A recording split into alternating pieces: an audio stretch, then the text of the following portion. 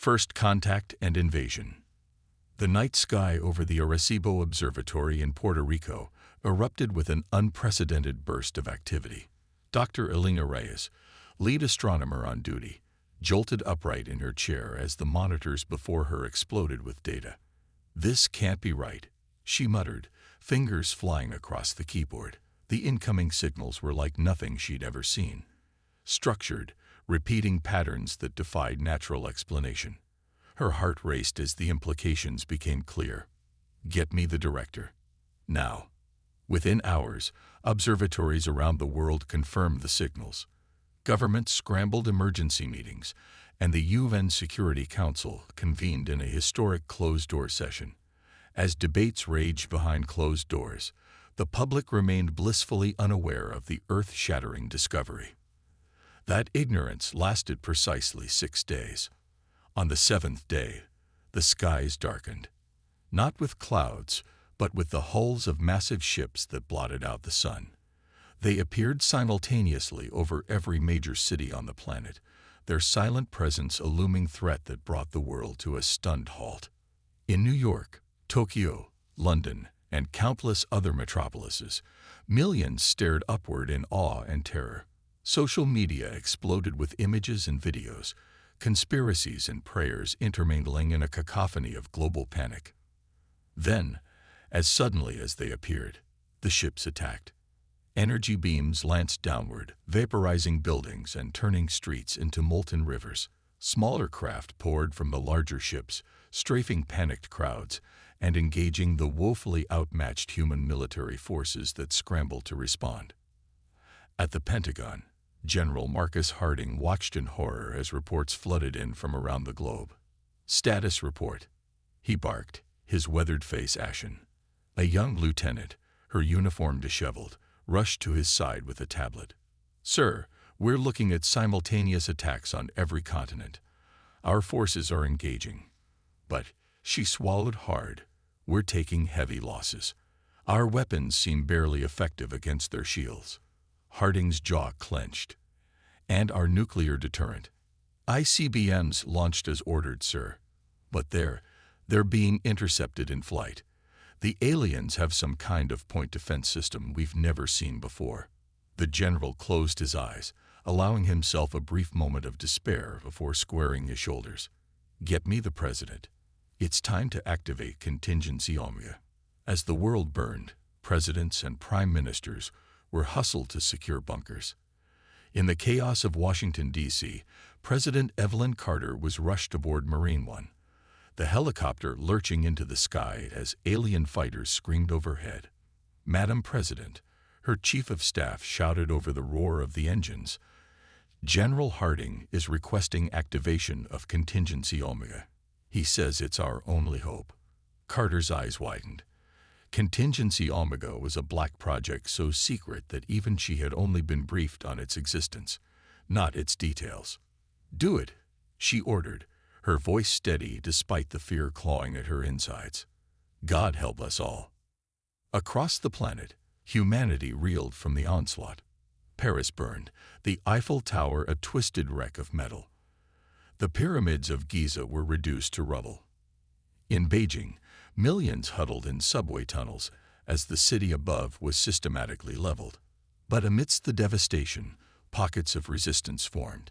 In the skies over London, RAF pilots in cutting-edge Tempest fighters managed to down several alien craft through sheer skill and determination. Ukrainian guerrilla fighters, hardened by years of conflict, turned their experience against the alien ground forces, bloodying the invaders' nose in vicious street-to-street combat. In orbit, the International Space Station became an impromptu reconnaissance platform.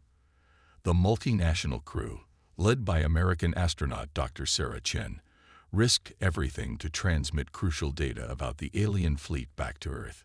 "There's a pattern to their formations," Chen reported, her voice tense but controlled. "And the energy readings from their weapons, it's like nothing we've ever seen. But there might be a weakness. If we can just—" Her transmission cut off abruptly as a blinding flash lit up the station's viewports. The astronauts watched in horror as a massive alien dreadnought materialized barely a kilometer away, its weapon systems charging. On the ground, as governments faltered and militaries crumbled, ordinary citizens rose to meet the challenge. In Seoul, a high school teacher named Park Ji-soo organized a network of survivors, coordinating supply distribution and medical care amidst the ruins. In Rio de Janeiro, off-duty firefighter Carlos Oliveira led daring rescue missions, pulling people from collapsed buildings even as alien ships prowled overhead. These acts of heroism, repeated countless times around the globe, became beacons of hope in humanity's darkest hour. But hope alone would not be enough to turn the tide. As the first day of the invasion came to a close, nearly a third of Earth's population was dead or missing. Major cities lay in ruins, and alien ground forces began to establish footholds in strategic locations around the planet. The most powerful militaries in human history had been swatted aside like insects. In the depths of NORAD, General Harding received confirmation that Contingency Omega was underway. He allowed himself a grim smile. "Hold on, you bastards," he muttered, staring at the tactical displays showing the alien advance. "We're not done yet." Thousands of miles away, deep beneath the Antarctic ice, klaxons blared in a facility unknown to all but a select few. In a cavernous hangar bathed in red emergency lighting, teams of engineers and scientists swarmed over a massive shape draped in shadows. Dr. Aisha Patel, the project's lead designer, barked orders as she strode across the hangar floor. "I want full power to all systems in 10 minutes. Weapons check, propulsion check, shields, everything.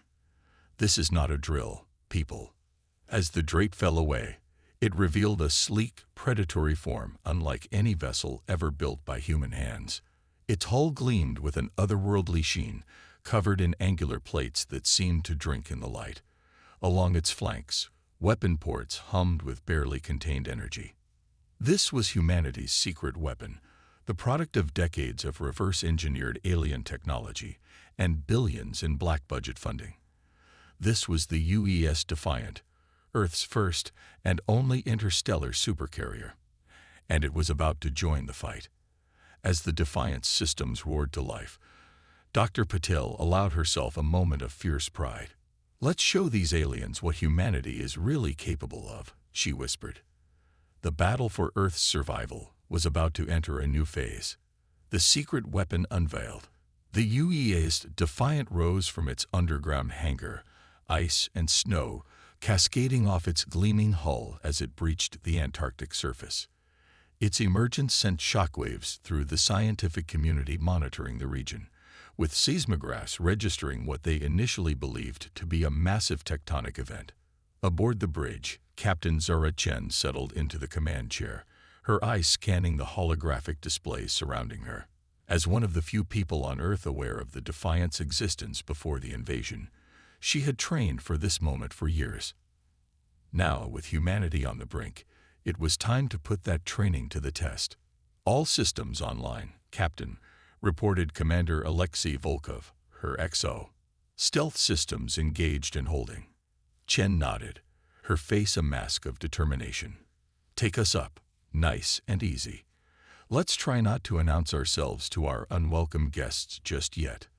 The Defiant climbed through the atmosphere, its advanced cloaking technology rendering it invisible to both human and alien sensors.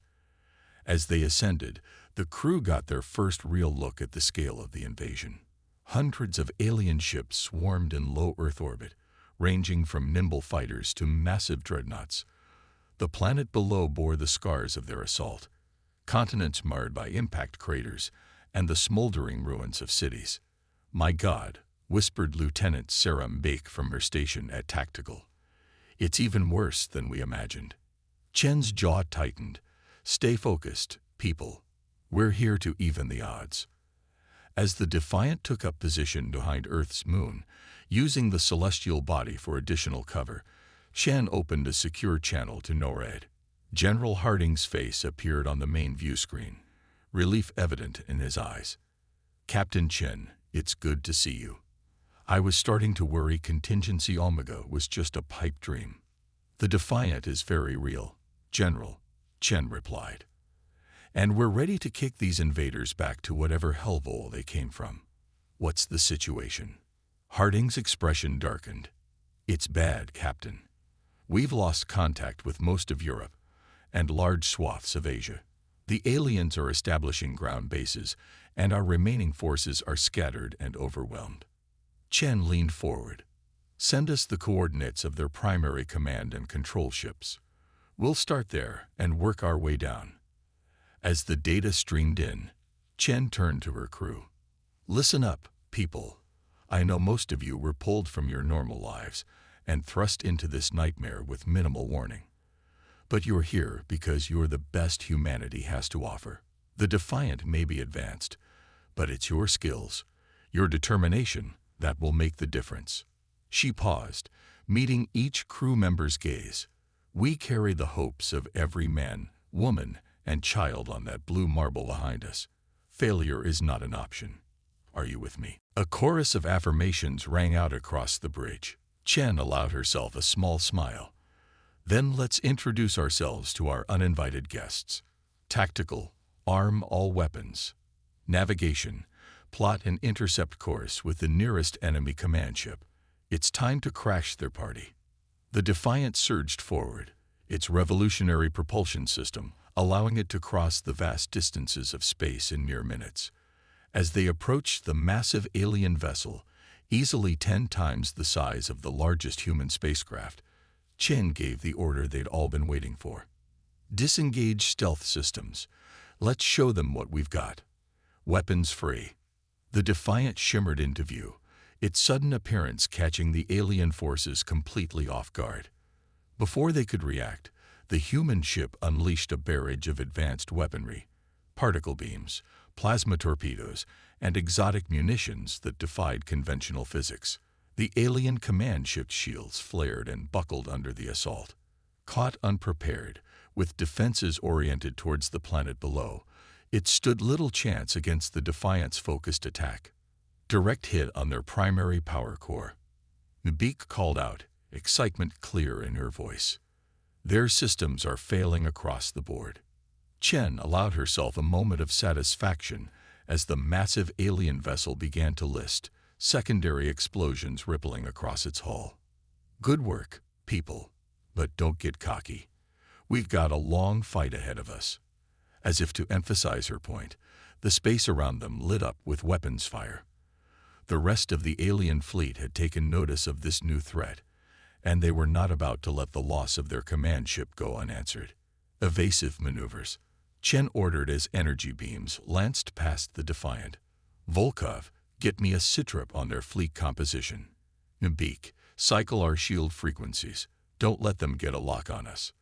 The bridge erupted into a flurry of activity as the crew worked to keep pace with the alien onslaught. The Defiant danced through space, its agility belying its size as it wove between enemy ships, striking hard and fading away before they could effectively retaliate. But the aliens were quick learners. With each passing minute, their attacks grew more coordinated, their tactics evolving to counter the Defiant's advantages.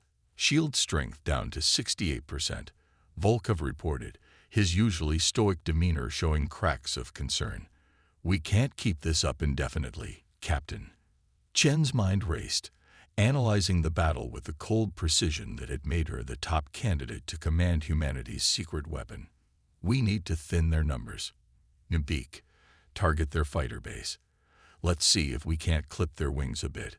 The Defiant's weapons lashed out once more, this time focusing on the launch bays of the larger alien vessels. Explosions blossomed in space as fighters and their pilots were consumed in balls of fire before they could even join the battle.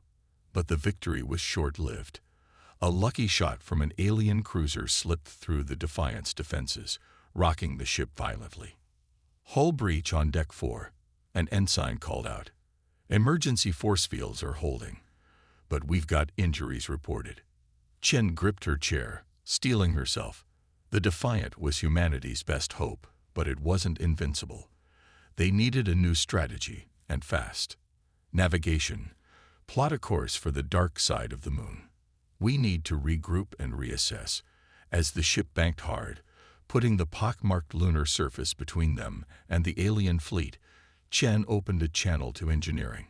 Dr. Patel, I need options. What else has this ship got up its sleeve? In the bowels of the ship, Dr. Aisha Patel was already 2 steps ahead. Surrounded by banks of quantum computers and experimental technology, she allowed herself a grim smile.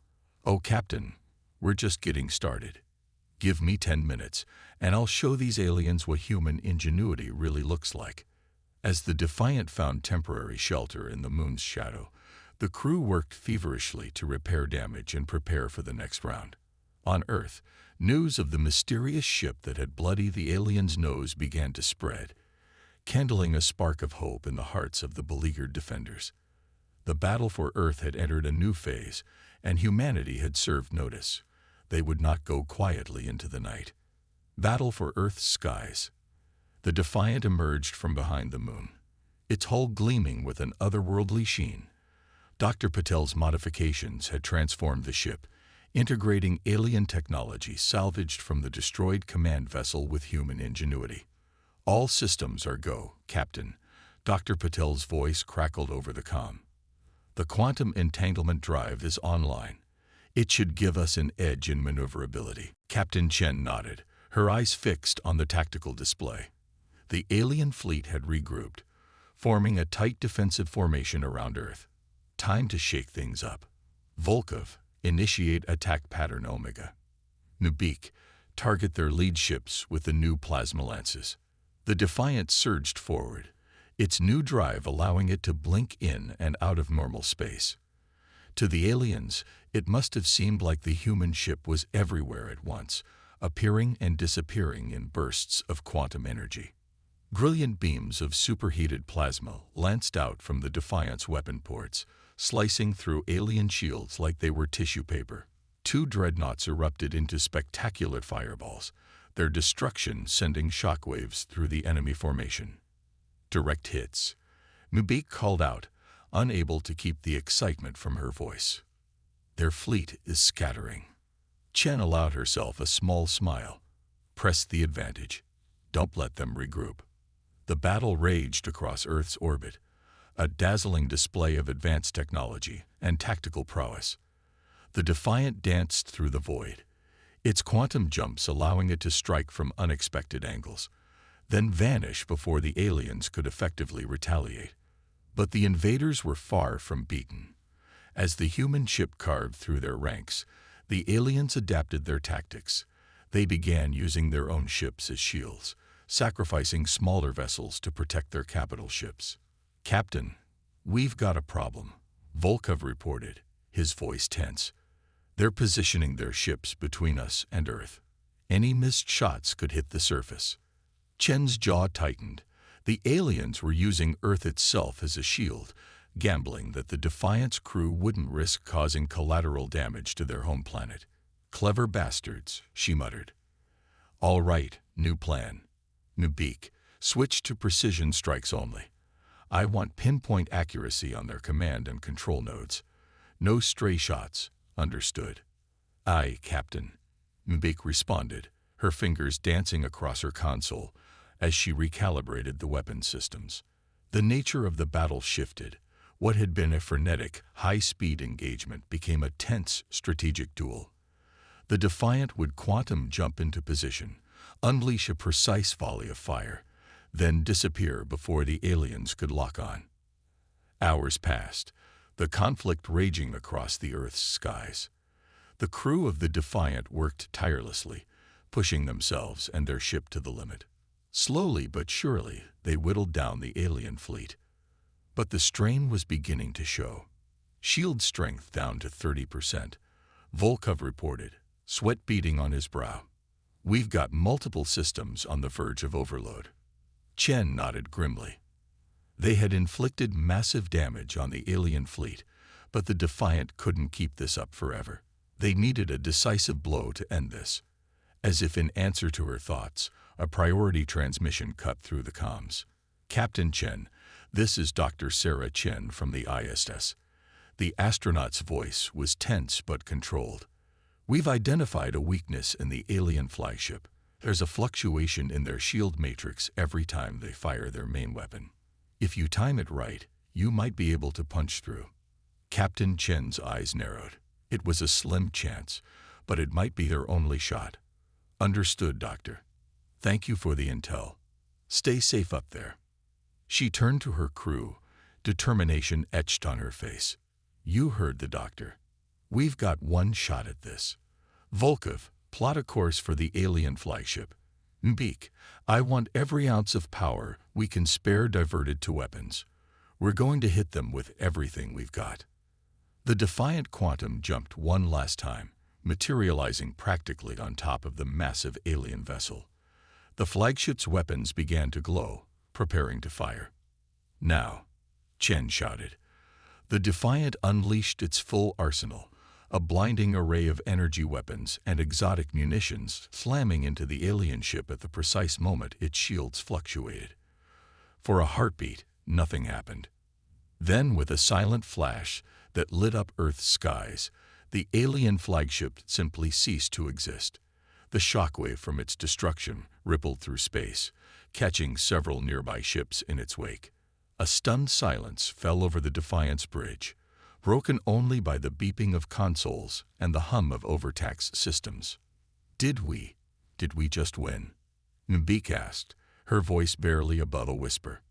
Before Chen could respond, Volkov's voice cut through the quiet.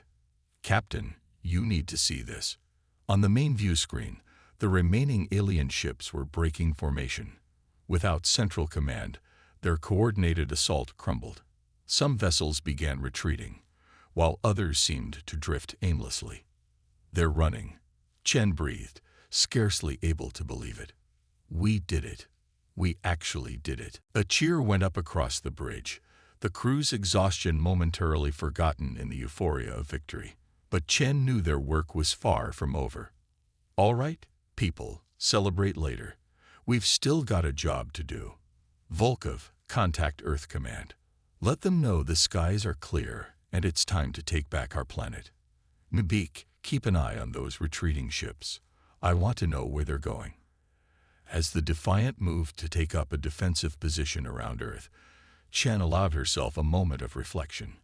They had faced impossible odds and emerged victorious. Humanity had proven itself against an advanced alien threat. But as she looked at the scared face of Earth below, Chen knew that the real challenge was just beginning. They had won the battle for Earth's skies, but the war to reclaim their home was far from over. Counterattack. The days following the Defiant's victory in orbit were a whirlwind of activity. As alien forces on the ground found themselves cut off from orbital support, Earth's military forces rallied, launching coordinated strikes to reclaim occupied territories. Captain Chen and her crew worked tirelessly, using the Defiant's advanced sensors to pinpoint alien strongholds and provide crucial intel to ground forces. The ship's weapon systems, recalibrated for precision strikes, proved invaluable in taking out hardened alien defenses without risking civilian casualties. But even as humanity began to turn the tide, a new threat emerged.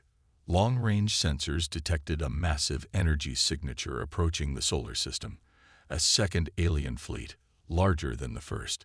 In a secure briefing room aboard the Defiant, Captain Chen addressed a holographic gathering of Earth's remaining military and political leaders. Ladies and gentlemen, we've bought ourselves some time, but we're not out of the woods yet. Chen began, her voice grave. This new fleet will arrive in approximately 72 hours. If we let them reach Earth, all our gains will be for nothing. General Harding's hologram nodded grimly. What do you propose, Captain? Chen took a deep breath. A preemptive strike. We take the Defiant and hit them before they can establish a foothold in our system. It's risky, but it might be our only chance. A murmur ran through the assembled holograms. President Carter leaned forward, her eyes sharp. And if you fail, then Earth will still have 72 hours to prepare its defenses, Chen replied. But we won't fail. Not with what Dr. Patel has been working on. All eyes turned to the scientist, who stepped forward with a confident smile. We've managed to adapt the alien quantum entanglement technology to our communication systems. It will allow us to maintain instantaneous contact with Earth, no matter how far out we go. More importantly, we've also integrated it into our sensor array. Dr. Patel paused for effect. In short, we'll be able to see them long before they see us. We can strike hard and fast, then quantum jump away before they can effectively retaliate. The room fell silent as the implications sank in. Finally, President Carter nodded. Do it. Godspeed, defiant. As the holograms winked out, Chen turned to her crew. You heard the president.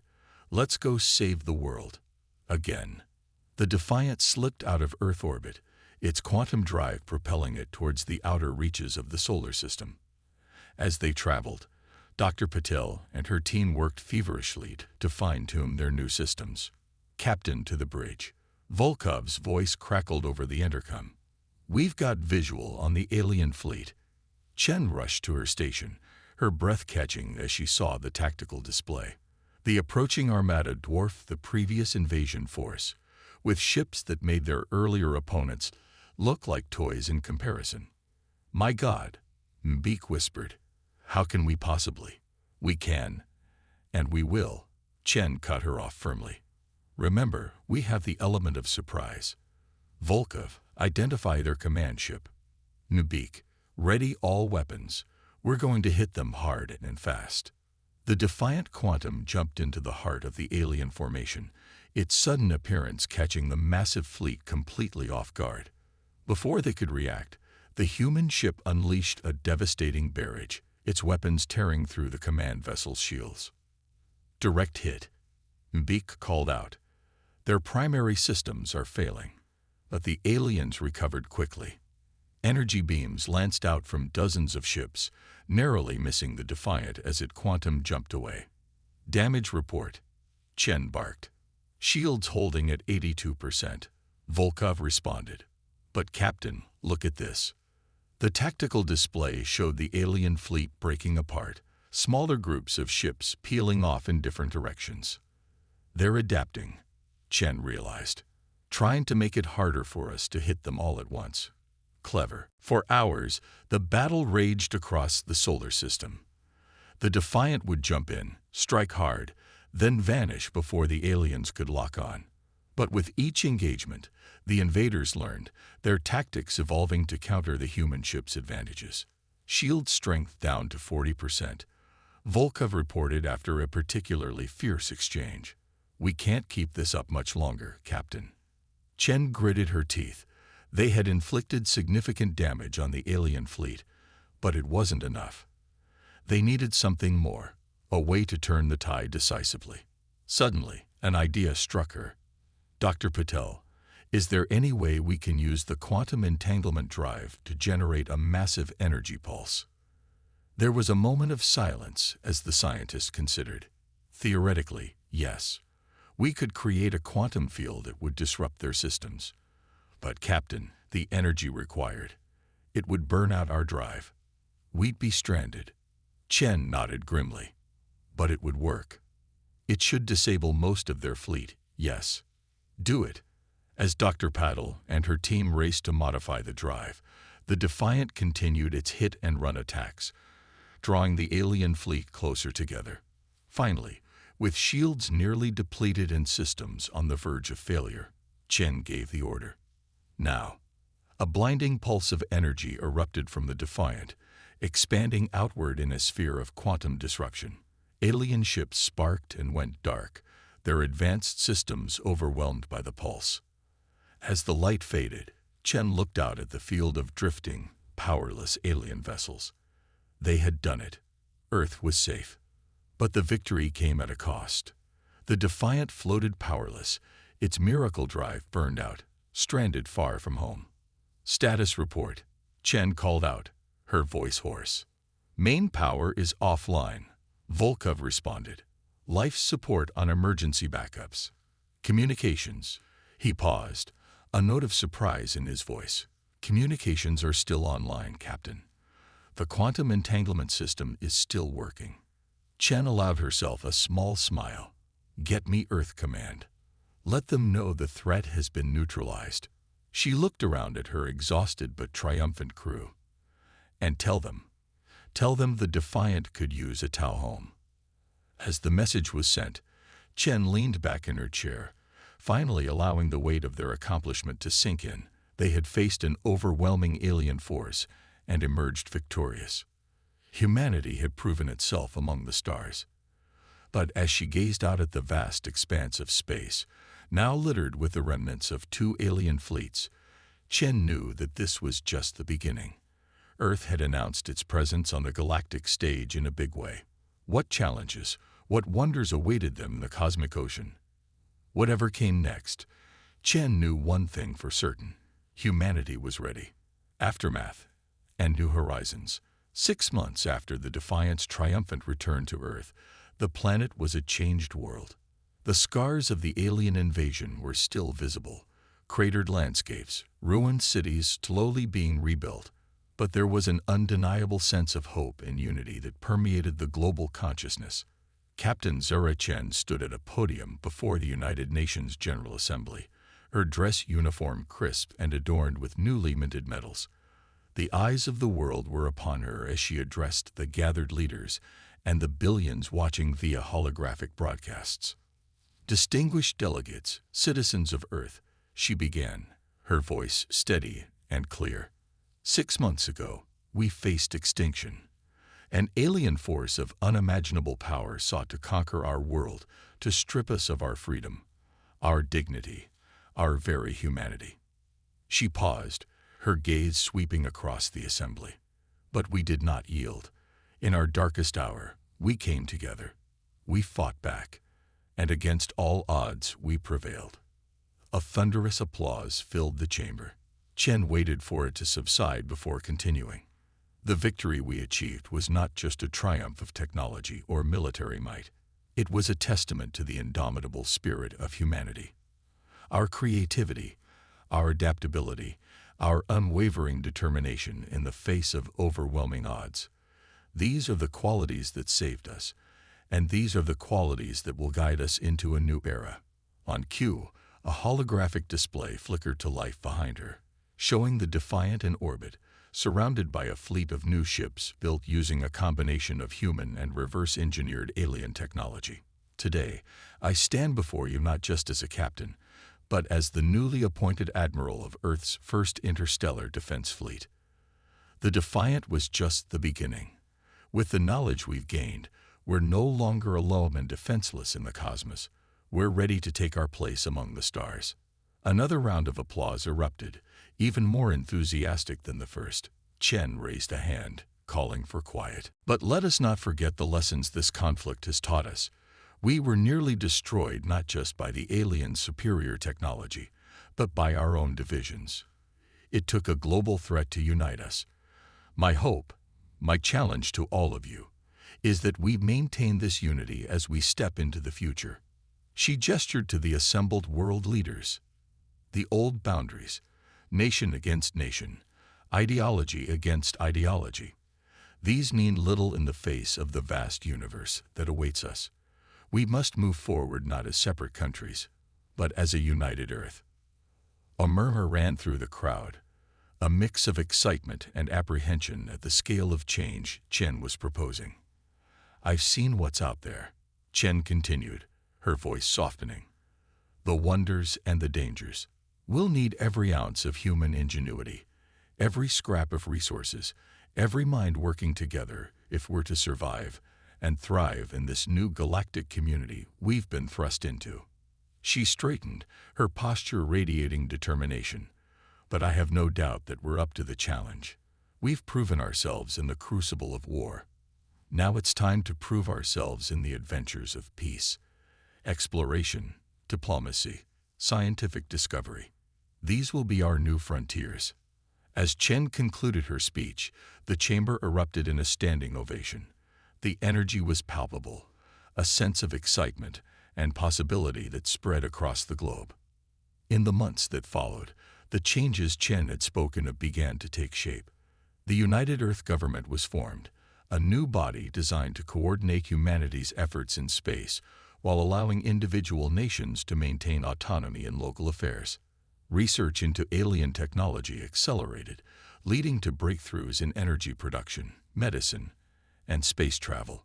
The first human colony ships were launched, carrying pioneers to the nearby star systems.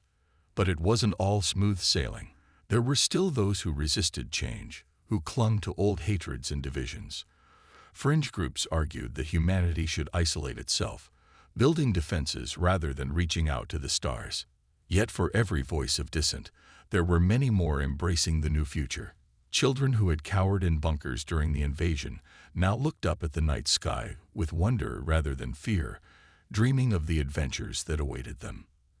A year to the day after the invasion, Admiral Chen stood on the bridge of the newly christened Defiant Aya, Earth's first purpose-built exploratory vessel.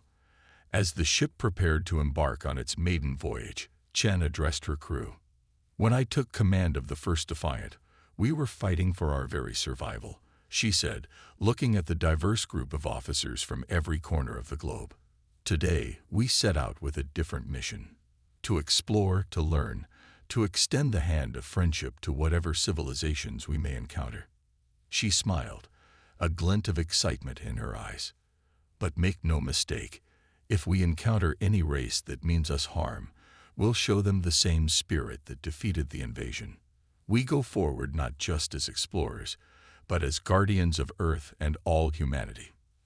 As the Defiant Aya's engines hummed to life, Chen gave the order she'd been waiting a year to give. "Helm, take us out. Let's see what's out there." The ship accelerated smoothly, breaking free of Earth's gravity well. As they passed the moon, Chen took one last look at the blue marble that was their home.